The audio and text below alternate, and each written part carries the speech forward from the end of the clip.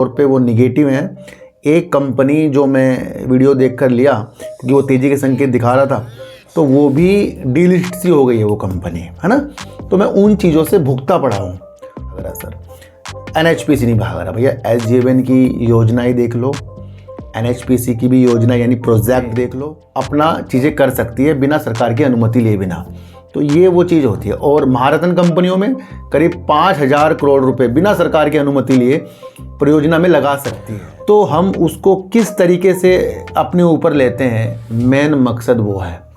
अभी हाल ही में RailTel, NHPC, SJVN के ऊपर जो नवरत्न का दर्जा उन कंपनियों को दिया, बेकार चीज़ निगेटिव होकर कभी भी आपको ललचाएगी नहीं, कभी ललचाएगी नहीं।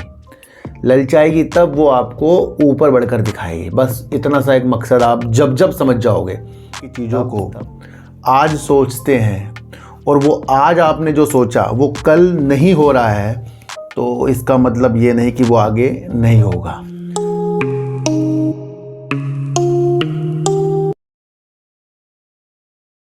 नमस्कार, मैं स्वागत करता हूं आपका अपने ही चैनल पर जिसका नाम है सार्थक बाजार से। और आज बात करेंगे हेल की, यानी हिंदुस्तान एरोनॉटिक्स लिमिटेड की बात करेंगे। सर सुकुमा 6 रुपये के नीचे आ गया है, GTL इंफ्रा ऊपर जा नहीं रहा है। और बात करेंगे इन्फीबीम की। काफ़ी लोगों ने कहा है सर इन्फीबीम का क्या मैटर है, इसके बारे में बातचीत करेंगे। और बात करेंगे जिसकी वजह से आज मार्केट भी थोड़ी सी डेंजर सी आपको देखने को मिली है, शेयर मतलब गिरते हुए देखने को मिले हैं। और ख़ासकर गौतम अडानी जी के शेयर भी, है ना। तो गौतम अडानी जी से जुड़ती हुई न्यूज़ के बारे में आज हम एक चर्चा करेंगे।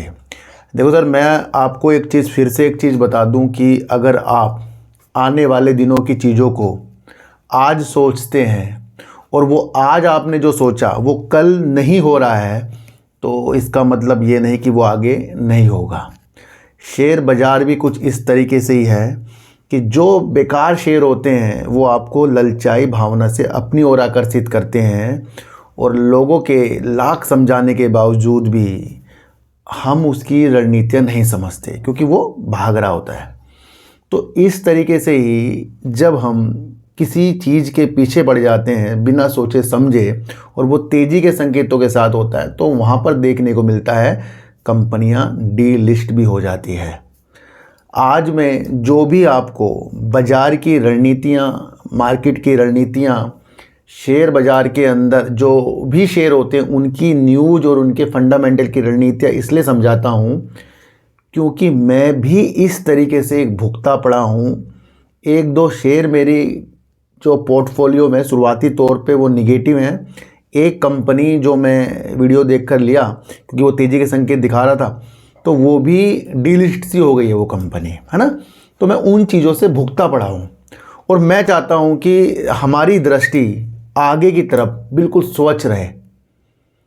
आप हमेशा याद रखना, बेकार चीज़ निगेटिव होकर कभी भी आपको ललचाएगी नहीं, कभी ललचाएगी नहीं। ललचाएगी तब वो आपको ऊपर बढ़कर दिखाएगी। बस इतना सा एक मकसद आप जब जब समझ जाओगे तब आप आगे की तरफ बढ़ोगे। अभी आपको देखने को मिला कि नवरत्न का दर्जा जैसे ही सरकारी कंपनियों को मिलता है और उसकी न्यूज़ हमारे सामने आती है, तो हम उसको किस तरीके से अपने ऊपर लेते हैं, मेन मकसद वो है। अभी हाल ही में रेलटेल, NHPC, SJVN के ऊपर जो नवरत्न का दर्जा उन कंपनियों को दिया, कुछ लोगों ने उसको तेज़ी के संकेतों के साथ देखा। आप इस चीज़ को ऐसे भी समझ सकते हैं कि अगर एक क्लास के अंदर इतने सारे बच्चे हैं और उसके अंदर किसी एक को मॉनिटर बनाना पड़ रहा है, तो वो उन क्लास के बच्चों के अंदर से एक बच्चा निकलेगा, भैया एक बच्चा छाटा जाएगा जिसे मॉनिटर बनाया जाएगा। अब मॉनिटर बनाने का मतलब ये हो सकता है कि वो टीचर के अलावा उन बच्चों को दिशा निर्देश दे, पर सही तरीके का। पर अब उस बच्चे को भी आगे की जो रणनीतियाँ हैं वो अच्छी करनी पड़ सकती है, समझिए। तो जब एक आम बच्चा मॉनिटर बनता है तो वो अपने से ऊपर वाले के दिशा निर्देश के अनुसार बच्चों को वो दिशा निर्देश देता है। कुछ चीज़ें होती हैं जिससे वो काम करता है। अब ये नहीं कि उस बच्चे की क्वालिटी उसी दिन से हम उसकी प्रोग्रेस के हिसाब से लगा लें, क्योंकि वो बच्चा भी उसी क्लास में पढ़ रहा है, समझ रहे हो। तो जब किसी कंपनी को नवरत्न का दर्जा दिया जाता है तो उसकी वो पिछली हर एक चीज़ों को देखकर, क्योंकि मॉनिटर भी जब कुछ अच्छा बच्चा होता तब बनाया जाता है, तो तब वो नवरत्न का दर्जा दिया जाता है। तो उसका मतलब ये हो गया कि आगे जाकर वो कंपनी अपनी उपलब्धियों के अनुसार जो नवरत्न का दर्जा पा गई है वो आगे जाकर प्रोग्रेस करेगी, है ना। इसका मतलब ये होता है। तो इसका मतलब एक धैर्यता आ जाती है कि भैया ये शेयर अब हमें डुबाएगा नहीं। इसका मतलब ये नहीं होता कि वो शेयर आपको भैया चमत्कारी तौर पर तेज़ी दिखा दे। ये चीज़ आप समझ कर चलना, है ना। तो नवरत्न का दर्जा मिलने वाली कंपनियों ने जिस तरीके से अपनी ओर आकर्षित किया, हाँ ये एक बेस्ट चीज़ है, पर अपने पोर्टफोलियो के अंदर रखने वाली चीज़ों के साथ। क्योंकि अभी भी मेरे पास SJVN नहीं भाग रहा सर, NHPC नहीं भाग रहा। भैया SJVN की योजना ही देख लो, NHPC की भी योजना यानी प्रोजेक्ट देख लो, और उस हिसाब से देखो अभी वो मॉनिटर बना है। नवरत्न का दर्जा मिलना यानी कि कंपनी सरकार के बिना 1000 करोड़ के प्रोजेक्ट यानी परियोजना में अपना चीज़ें कर सकती है बिना सरकार की अनुमति लिए बिना। तो ये वो चीज़ होती है। और महारत्न कंपनियों में करीब 5000 करोड़ रुपए बिना सरकार की अनुमति लिए परियोजना में लगा सकती है। तो ये एक विशेष तौर पर चीज़ें हो जाती हैं कि भाई छोटी छोटी चीज़ों के लिए पूछना नहीं पड़ेगा। तो NHPC का भी मकसद समझो, SJVN का भी मकसद समझो, और रेल टेल का भी मकसद समझो। तो नवरत्न का दर्जा, काफ़ी लोगों ने मुझे कहा ना सर नवरत्न का दर्जा मिल गया, कुछ नहीं हो रहा है। तो ये बहुत सिंपल शब्दों में मैंने आज आपको नवरत्न का दर्जा समझाया। अब महारत्न का दर्जा भी हमारे सामने एक कंपनी आ रही है, HAL, हिंदुस्तान एरोनॉटिक्स लिमिटेड। इस कंपनी को भी दिसंबर तक महारत्न का दर्जा मिल सकता है। सबसे पहले महारत्न का दर्जा तभी कंपनी को मिलता है, पहले वो नवरत्न होगी, फिर नवरत्न के बाद महारत्न होगी। तो यानी कि उसका योगदान देश की प्रगति के अंदर है। तो ये तो एक इम्पोर्टेंट पार्ट हो गया कि जब किसी कंपनी को नवरत्न या महारत्न का दर्जा दिया जाएगा तो वो एक पार्ट हो गया कि वो एक आर्थिक सहायता के लिए, आर्थिक दृष्टि से देश की प्रगति के लिए योगदान देगी। तो आज हमने हिंदुस्तान एरोनॉटिक्स लिमिटेड इसलिए चुना है कि काफ़ी लोग जो कह रहे हैं कि शेयर सर ऊपर से काफ़ी नीचे गिर गया, तो उसकी भी आज एक हम समीक्षा करेंगे ये कंपनी है कैसी। सबसे पहले आपको एक चीज़ समझना चाहिए कि कंपनी डिफेंस सेक्टर से संबंधित है और विमान और हेलीकॉप्टर का निर्माण और उनकी मरम्मत के चीज़ों के साथ कंपनी लगी पड़ी है। तो कंपनी का जो काम है यूनिक है, हर कोई ऐसा काम कर नहीं पाएगा भैया, विमान बनाना, उसका मरम्मत करना, और वो भी डिफेंस। और जब डिफेंस का शब्द जुड़कर आता है तो वो अपने आप में वैल्यूबल चीज़ हो जाती है, क्योंकि विमान एक अहम भूमिका डिफेंस के सेक्टर में लगाता है। अधिकतर एक चीज़ देखी जाए कि ये जो कंपनी है, रक्षा मंत्रालय के अनुबंधों के तौर पर जो प्रोजेक्ट इसको ऑर्डर मिले जाते हैं उस पर ये 99% वर्क करता है, और 1% ही सिर्फ अपने राजस्व का 1% सिर्फ ये निर्यात करता है। तो 99% ये घरेलू कंपनी हमारी हो गई जो हिंदुस्तान एरोनॉटिक्स लिमिटेड कंपनी है। तो ये विशेष तौर पर आपको समझना है, विमान और उसके मरम्मत और हेलीकॉप्टर और उसके निर्माण और मरम्मत की चीज़ों के साथ कंपनी वर्क कर रही है। अभी सुखोई आपने विमान देखा होगा, उसके लिए भी इसको उसके इंजन के लिए जो 240 एरो इंजन के लिए निर्माण करेगा ये, उसको 126,000 करोड़ रुपए का भी ऑर्डर इस तरीके से मिल गया है। जो सुखोई Su-30 MKI विमानों के जो इंजन होता है ना, उसके लिए भी से 26,000 करोड़ रुपए का अभी बीते हफ्ते ऑर्डर देखने को मिला। तो कंपनी के पास भैया ऑर्डर बुक बड़ी मजबूत है। वित्त वर्ष 2024 तक कंपनी के पास 94,000 करोड़ तक की ऑर्डर बुक थी, और अब इस तरीके से ऑर्डर बुक अगर इस कंपनी को मिल गई तो करीब 1.2 लाख करोड़ तक ऑर्डर बुक पहुंचने की संभावना इस कंपनी की बढ़ जाएगी। कंपनी R&D यानी कि अनुसंधान एवं विकास में काफ़ी खर्च करती है, जो प्रति वर्ष 6% से 7% प्रति वर्ष अपने अनुसंधान एवं विकास के लिए खर्च करती है, जो एक अहम भूमिका होती है किसी भी कंपनी के लिए। तो वहाँ पर भी कंपनी बेस्ट देखने को हमें मिल रही है। कंपनी का अगर हम मार्केट कैप देखें तो 3,10,676 करोड़ रुपए का इस कंपनी का मार्केट कैप है। अच्छा सर, मार्केट कैप कंपनी का काफ़ी ज़्यादा है और इसने ध्यान जब खींचा हमारी तरफ, जब हमारे देश के प्रधानमंत्री नरेंद्र मोदी जी की जो आत्मनिर्भर जो एक चीज़ें थी ना, आत्मनिर्भर बनना है, उसकी चीज़ों के साथ इसने अपने ओर ध्यान आकर्षित किया कि भैया अब हमें कुछ करना पड़ेगा। तो ये जो मोदी जी का नारा था उस पर भी ये खरा उतर रही है कंपनी। मकसद अब ये इसका आता है कि सर जब कंपनी का इतना हाई लग गया और आज ये अपने हाई से करीब 1000 रुपये नीचे है, तो लोग उस स्थितियों को देख रहे हैं। देखो सर, जब ऐसी ऐसी कंपनियां जो डिफेंस के लिए वर्क कर रही हैं, जो बेस्ट वर्क है, उसके अंदर भी जब प्रॉफिट बुकिंग आ सकती है, तो फिर जो हमारे 100, 200, 300 वाले शेयर होते हैं, तो लाजमी उसके अंदर भी वो चीज़ें होंगी। हम हाई से गिरती हुई चीज़ों को देखते हैं अच्छे शेयरों में कि वो ख़राब हो गया, पर हम वो नहीं देखते कि 1 साल पहले इस कंपनी का जो शेयर था 1768 रुपये का इसका शेयर था और कंपनी का जो हाई था करीब 5675 रुपये करीब का था।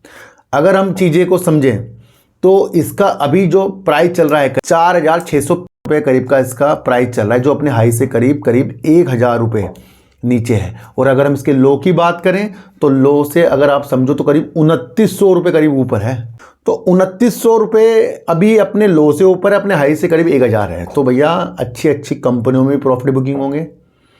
ये देश की प्रगति वाला शेयर है, रक्षा मंत्रालय के अनुबंधों के तौर पर ज़्यादा वर्क करता है और एक ही % निर्यात की चीज़ों के साथ है राजस्व में।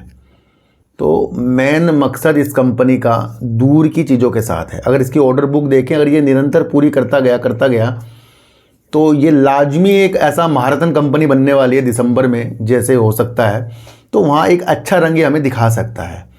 तो ये नहीं हो सकता कि अच्छे शेयरों में भी गिरावट नहीं हो सकती, भैया हो सकती है।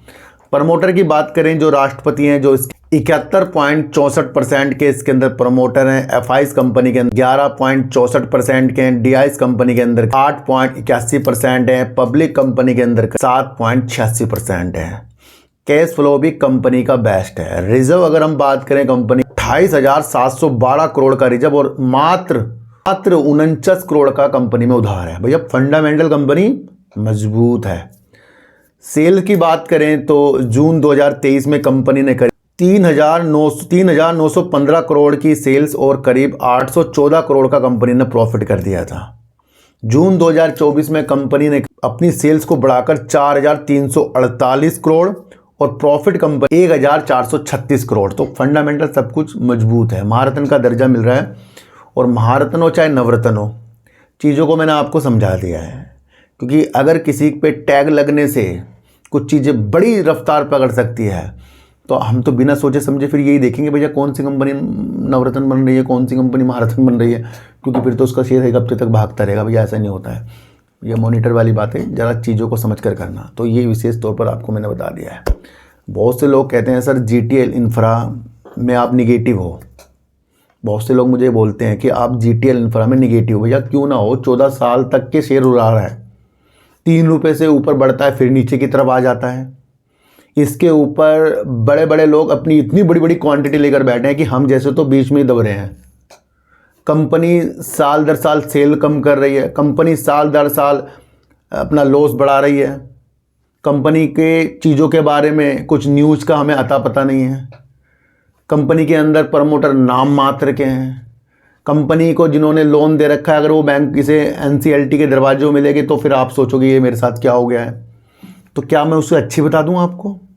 भैया उतना ही इसके अंदर अच्छा हो सकता है जितना आपको डूबने का खतरा ना हो। बस चीज़ों को समझो भाई। इसके बारे में क्या आपको अलग से मैं बता दूं। इन्फीबीम के ऊपर काफ़ी लोग कह रहे थे सर वीडियो बनाइए। देखो सर, मैं अभी बहुत दिन से बिजी चल रहा हूँ, मैं आपको बता दूँ, और अभी मंदिर में भी जाना हो रहा है। कल भी मैं 2:30 बजे कल मंदिर में गया हूँ, क्योंकि यहाँ पर एक मेला भरता है जो रात के 12 बजे से स्टार्ट हो जाता है। मंदिर में पूजा करना 3 दिन तक चलती है वो, तो हम पहले दिन जाते हैं। तो कल मेरी वाइफ और मैं गए, कल बारिश में भीगते भीगते गए थे हम, है ना। तो मैंने आप सबके लिए वहाँ पर एक प्रार्थना कर दी है, तो उस चीज़ को भी आपको समझना है। तो जो लोग अकाउंट खुलवाते जा रहे हैं, लिंक डिस्क्रिप्शन में खुलाते जाइए और आगे की जर्नी हम अच्छा करने के प्रयास और आपके लिए करेंगे। दूसरा, जो लोग ज्वाइन बटन कर रहे हैं वो भी ज्वाइन करते जाइए, क्योंकि उससे आपकी और अच्छी दिशा भगवान के द्वारा हो सकती है। क्योंकि सच्ची जगह आपका जो भी चीज़ जाएगी वो आपको अच्छा ही रंग लेकर लाएगी। तो तो इन्फीबीम जहां हमारी नज़रों में शुरुआती तौर पर लोगों का शेयर है, बेस्ट शेयर है, रिजर्व देख लो, इसके फंडामेंटल चेक कर लो, सेल्स देख लो, प्रॉफिट देख लो, काम देख लो, बेस्ट है। सीसी एवेन्यू इसका जो इसका एक प्रोडक्ट है, उसके द्वारा तो ये करीब भारत में ही 250 अलग अलग प्रकार की भुगतान की चीज़ों के साथ है। बैंकों को इसकी ज़रूरत है अपनी ईएमआई की चीज़ों के करने के लिए, विदेशों में इसकी ज़रूरत है, और व्यापारियों को भी इसकी ज़रूरत है अपने लेन देन को चीज़ों को करने के लिए। तो एक तरह का डिजिटल भुगतान करने वाली कंपनी जो है, फिनटेक कंपनी जो है इन्फीबीम है, जो आईटी सॉफ्टवेयर की चीज़ों के साथ भी वर्क करती है। काफ़ी अच्छी कंपनी के काम है, आरबीआई से भी कंपनी को लाइसेंस मिला हुआ है। अब इसके अंदर वो चीज़ें आपको क्या समझनी है जिससे आपको लगे कि भैया ये भाग जाए। भागना ना भागना वो तो ऑपरेटर की गेम हो जाते हैं या फिर अलग अलग रणनीति हो जाती हैं। हमारा तो मकसद है कंपनी के काम को समझना। तो भैया एक न्यूज़ जो निकल कर आई थी जहाँ पर लोग कह रहे सर डीमर्जर हो रहा है, ये क्या हो गया, ये सेल नहीं हो रहा है, ये दिख नहीं रहा है, ये वो नहीं हो रहा है, ऐसे काफ़ी सवाल मेरे पास आए। बहुत सिंपल सी चीज़ है, सिंपल सी चीज़ को हम समझेंगे। कंपनी की एक शाखा है जो डिजिटल मार्केटिंग, एक इसकी शाखा है, मतलब ब्रांच है इसकी। अब उसको ये अलग करना चाह रहे हैं। अब जिसके पास इन्फीबीम के 89 शेयर होंगे उसको वो एक शेयर ओडिग्मा कंसल्टेंसी सोल्यूशन का एक शेयर मिल जाएगा। बहुत सिंपल सी बात है। अब इसके बारे में तो अब कंपनी आपको आपके डीमैट अकाउंट में जब एक शेयर ओडिग्मा का आएगा तो वो नेचुरल बात है कि उसकी वो एक शाखा का एक आपके पास आ रहा है। तो ये तो आपको बेस्ट चीज़ हो गई कि कंपनी अभी से उस चीज़ के लिए निकल रही है जो अब वेदांता कर रही है, कहीं अडानी ग्रुप ने करा है, तो उसका एक रूप दिखा दिया इसने, समझ रहे। तो ओडिग्मा का आपका शेयर जब कंपनी के द्वारा जो इसके पार्ट हैं आएगा वो आपके डीमैट अकाउंट में एकदम से आ जाएगा। तो भैया कंपनी बेस्ट है, बस उसका एक डीमर्जर हो रहा है जो इसकी एक शाखा है डिजिटल मार्केटिंग की। तो ये बेस्ट मुझे इसका एक निर्णय लगा कि इसने वो चीज़ को अलग कर दिया पहले ही। भैया बाद में निकल के अभी कर दिया तो कोई बड़ी बात तो सर ये हो ही नहीं है। अब वो किस रेट पर आएगा, किस रेट पर ये होगा वो बात की बात है। फिलहाल तो आपको इस शेयर के अंदर बना रहना चाहिए मेरे हिसाब से। अगर जो इसका काम है, भैया अमेरिका में भी इसने कंपनी के अपनी चीज़ों को बनाया है, बाहर देश की तरफ भी चीज़ों को अच्छा कर रहा है और यहाँ पर भी चीज़ें अच्छी करती है। अभी साउंड बॉक्स भी इन्होंने हाल ही में लॉन्च भी किया है। तो कंपनी का अगर बेस्ट काम देखें तो भैया अच्छी संकेतों के साथ ही लग रहा है। देखो आज जो एक न्यूज़ निकल कर आई जिसके अंदर अडानी ग्रुप के अंदर एक पहाड़ टूटता हुआ नज़र आया। अब इस न्यूज़ से मुझे लगता है काफ़ी लोगों ने अपने शेयरों को निकाल दिया होगा, क्योंकि मामला ही हिडनबर्ग के द्वारा है। मैंने आपको एक चीज़ कहा था कि हिडनबर्ग के मामले की चीज़ों को आप और मैं और इंडिया वाले समझ सकते हैं, विदेशी नहीं समझ सकते हैं। विदेशी क्या होते हैं, वो तो थोड़ी थोड़ी चीज़ों को टेंशन ले लेते हैं। अब मामला इतना बड़ा है कि स्विस अधिकारियों ने जो चीज़ें बताई जा रही हैं, गौतम अडानी से संबंधित खातों को सीज कर दिया, यानी फ्रीज कर दिया है, और करीब 2600 करोड़ रुपए उन खातों के अंदर बताए जा रहे हैं। ये एक न्यूज़ हमारे सामने निकल कर आई और जिसकी वजह से आज अडानी ग्रुप आपको टूटता हुआ नज़र, और अधिकतर बाजार भी आपको टूटता हुआ नज़र आया। तो सर गौतम अडानी जी आपको पता ही है कि कितनी आपकी गुडविल है, और बाहर के जो भी व्यक्ति निवेश करते हैं इंडिया में, और इस तरीके से चीज़ें होंगी स्विस वाली, आपको पता है स्विस वाली जो चीज़ें होंगी, तो उससे इफ़ेक्ट तो निगेटिव पड़ने की चीज़ों के साथ ही है। ये मामला जो है ये खिंचता जा रहा है। पर इसके ऊपर भी एक बहुत बढ़िया न्यूज़ आई है। सबसे पहले आप ये चीज़ें समझो कि एफआईज दोबारा से ख़रीदारी करने के लिए आ गए हैं। कल की तेज़ी का श्रेय जो है बताया जा रहा है कि भैया एफआईज ने खरीदारी 7,695 करोड़ रुपए की खरीदारी एफआईज ने की, और डीआईज ने अपना प्रॉफिट बुक किया करीब 1800 करोड़ रुपए। तो भैया समय पर सब प्रॉफिट बुक करते हैं, इस चीज़ को आप समझना। अब गौतम अडानी के ऊपर ये जो इल्ज़ाम लगे, हिडनबर्ग ने अपने जो ट्विटर जो पहले था एक्स के नाम से था उसके अंदर उसने ये चीज़ें कही है। पर गौतम अडानी जी ने एक ऐसा जानदार पॉजिटिव संकेत हमको दिया है कि भैया ये निराधार है, ये हमारी प्रतिष्ठा और हमारी मार्केट वैल्यू को कम करने की एक साजिश है। इसको उन्होंने खारिज कर दिया है। उन्होंने ये भी कहा है कि कोई भी स्विस अधिकारियों के द्वारा हमसे कोई भी स्पष्टीकरण नहीं मांगा गया है। तो ये जो चीज़ें थी ये गिरावट करके चलेगी और कई लोगों के ये शेयर निकलवा के चलेगी होगी, मुझे पता है, क्योंकि भाई न्यूज़ तो बहुत निगेटिव है। पर हमारे गौतम अडानी जी ने कह दिया भैया ये बिल्कुल साजिश है, ये प्रतिष्ठा मार्केट वैल्यू हमारी कम करने की रणनीतियाँ है, इस चीज़ से कभी भी गौतम अडानी नहीं डरेगा। तो भैया उन्होंने कह दिया कि हमारे खाते हैं ही नहीं वो। तो यहाँ से एक चीज़ समझनी चाहिए, जब इनके पास कोई स्पष्टीकरण नहीं आया, वो एक्स में लिख रहा है, उससे बाजार भारतीय बाजार टूट रहा है। तो ये बैड न्यूज़ के साथ एकदम गुड न्यूज़ जो है गौतम अडानी जी ने दे दी। तो इस चीज़ को भी देखो सर, बाजार है गौतम अडानी जी के, आप कोई सी कंपनी उठा लो, एसीसी, अंबुजा सीमेंट उठा लो, Adani total gas, Adani energy solution, है ना, जितनी अडानी ग्रीन, अडानी इंटरप्राइजेज, इतनी सारी तो कंपनी है, और उनके सारे बैठकर गूगल में ही सर्च कर लो उनके काम क्या क्या हैं, मजबूती वाले काम हैं। तो उनके ऊपर जब इस तरीके से इल्ज़ाम लगेगा तो सोचने वाली ये बात है कि भैया उस स्थितियों को आपको, मैंने आपको कहा था कि जब भी कोई बैड न्यूज़ आए जल्दी से अपने शेयरों को निकालना नहीं है, जब भी गुड न्यूज़ आए जल्दी से शेयरों को खरीदना, सिचुएशंस को समझना है। तो आज मैंने आपको महारत्न वाली चीज़ें समझा दी हैं। हेल के ऊपर आज हमारी पहली वीडियो है और वो चीज़ें समझा दी कि अच्छे अच्छे शेयरों में प्रॉफिट बुक हो सकता है। दूसरा मैंने आपको आज GTL को थोड़ा सा फिर विस्तार में समझा दिया है, इन्फी एवेन्यू को समझा दिया है और गौतम अडानी जी की चीज़ों को मैंने आपको समझा दिया है। अब इससे भी एक और चीज़ जो लगातार मेरी आज ये तीसरी वीडियो होगी सकूमा एक्सपोर्ट के ऊपर, कि सर ये 6 रुपये से नीचे आ गया है। देखो सर, आज ये शेयर 6 रुपये से नीचे है, तो आप मेरी दोनों तीनों वीडियो जितनी भी मैंने बनाई है उसकी रणनीतियाँ समझ लो। मैंने आपको कहा था कि ये चीनी के ऊपर अच्छा खासा वर्क करता है और निर्यात के ऊपर पाबंदी लगने वाली न्यूज़ दोबारा से, या फिर इसके ऊपर जो निर्यात आगे के लिए होगा उस पर दिसंबर में कुछ चीज़ें हो सकती हैं अच्छी।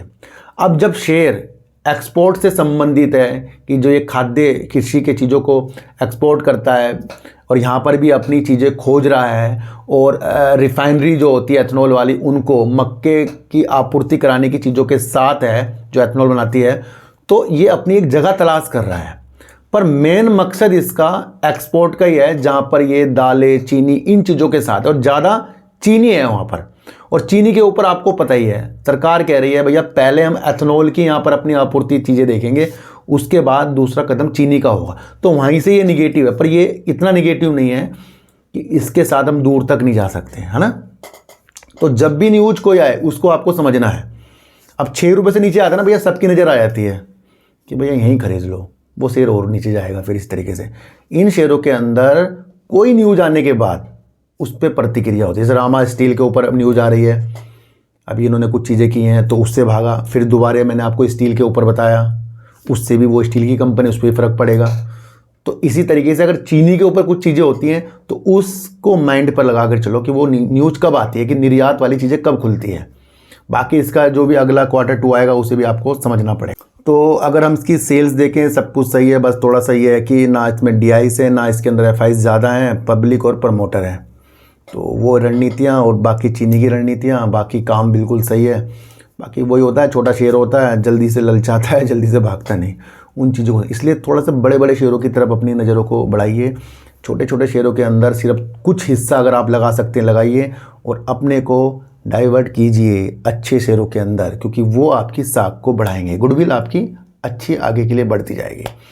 तो आज की वीडियो से आपको क्या समझ में आया सर, एक बार मुझे बता देना। नवरत्न हो या महारत्न हो, उनकी स्थितियां मैंने आपको समझा दी। महारत्न कंपनी बनने की उद्देश्य से दिसंबर हेल के लिए अच्छा हो साबित हो सकता है, बल्कि ऑर्डर बुक और फंडामेंटल टॉप का इस कंपनी का, ये आप समझकर चलना। GTL इन्फ्रा की जब कोई गुड न्यूज़ ही नहीं हमारे सामने आती, काम की स्थितियां हमारे सामने आती, तो फिर हम फंडामेंटल देखकर चलते हैं, वो हमें नेगेटिव दर्शा रहा है। सकूमा की स्थितियां एक्सपोर्ट की चीज़ों के साथ है और निर्यात की चीज़ों के साथ है, उन स्थितियों को आपको समझना है। गौतम अडानी के ऊपर जो टूटा था पहाड़, उनको उन्होंने नकार दिया है। अब आगे की रणनीति एक और नई न्यूज़ से होगी, वो आगे जाकर देखा जाएगा। इन्फीबीम एक बेस्ट वर्क करता है। अगर वो अपनी एक शाखा ब्रांच को अलग लिस्ट करना सोच रहा है तो उसका ऑटोमेटिकली हमें 89 पर एक शेयर मिल जाएगा जो हमारे लिए एक बेस्ट है। तो बस समझना क्या है, इसके अंदर सब चीज़ें आपके लिए अच्छी खासी ही हो रही हैं। तो सर सच्ची वीडियो देखिए, अच्छी वीडियो देखिए, समझ कर देखिए, किसी की भी बातों में आपको आना नहीं, चाहे मैं ही क्यों ना हूँ। अपनी एनालाइज को इतना बेस्ट कर लो भैया कि कोई भी आपको हाथ पकड़कर कोई शेयर को खरीदवा बिकवा ना सके। आपकी अपनी एनालाइज सबसे अच्छी होनी चाहिए, क्योंकि वही आपको आगे जाकर अच्छा करके जाएगी। तो सर चींटी को आटा दीजिए, गाय को रोटी दीजिए और अपने बच्चों को ज़्यादा से ज़्यादा प्यार कीजिए, क्योंकि बच्चे ही आपकी मासूमियत से किस्मत पलटेंगे। तो फिर मिलेंगे आपसे नई वीडियो के साथ, जब तक के लिए नमस्कार।